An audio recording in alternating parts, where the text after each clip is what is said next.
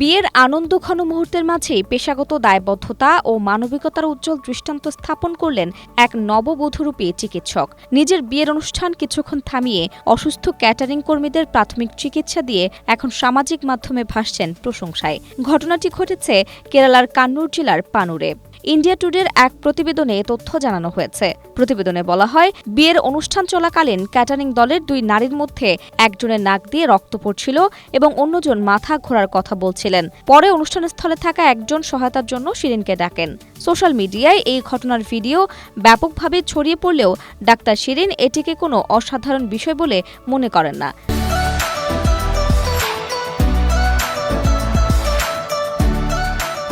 শুক্রবার একটি টিভি চ্যানেলকে দেওয়া সাক্ষাৎকারে শিরিন বলেন, সবাই জানত সে একজন ডাক্তার, তাই কেউ একজন এসে তাকে বিষয়টি দেখতে বলে। পরিস্থিতি দেখে তার কাছে যা যা করণীয় মনে হয়েছে তিনি ঠিক সেটাই করেছেন বলে জানান।